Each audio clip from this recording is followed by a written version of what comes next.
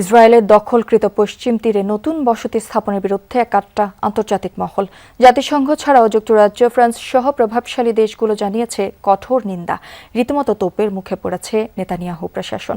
যৌথ বিবৃতিতে ইসরায়েলের এমন কার্যক্রমকে অগ্রহণযোগ্য আখ্যা দেওয়া হয়েছে।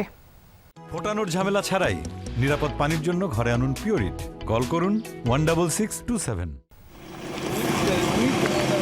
পশ্চিম তীরে নতুনভাবে আরও 1234টি নতুন বসতি নির্মাণের পরিকল্পনা হাতে নিয়েছে ইসরায়েল, যেগুলো গড়ে তোলা হবে E1 ব্লকে। 12 বর্গ কিলোমিটারের এই ব্লক পূর্ব জেরুজালেম ও মালে আদুমিম এলাকার মাঝামাঝি অবস্থিত, যা ফিলিস্তিনিদের জন্য কৌশলগতভাবে খুবই গুরুত্বপূর্ণ।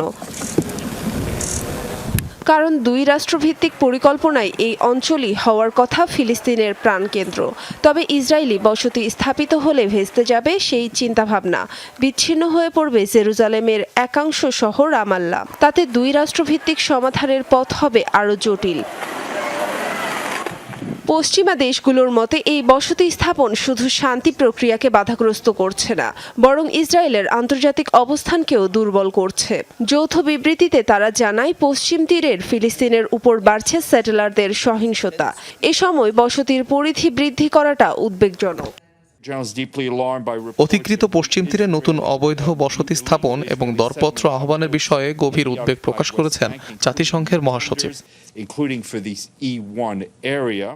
আন্তর্জাতিক চাপের মুখে এলাকাটিতে কয়েক দশক ধরে বসতি স্থাপন বন্ধ রেখেছিল ইসরায়েল। সম্প্রতি আবারও পদক্ষেপ নিয়েছে নেতানিয়াহু প্রশাসন, জানিয়ে কঠোর সতর্কবার্তা দিয়েছে জাতিসংঘ। কারণ আন্তর্জাতিক আইনে ওয়েস্ট ব্যাংকের বসতিগুলোকে অবৈধ বিবেচনা করা হয়। ইসরায়েলকে পরবর্তী পদক্ষেপ বন্ধ করতে এবং জাতিসংঘের প্রাসঙ্গিক প্রস্তাবনা মেনে চলার আহ্বান জানিয়েছে।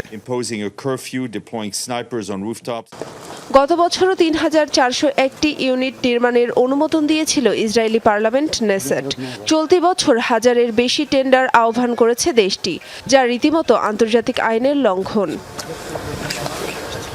1967 সালে পশ্চিম তীর ও পূর্ব জেরুজালেম দখলে নেয় ইসরায়েল।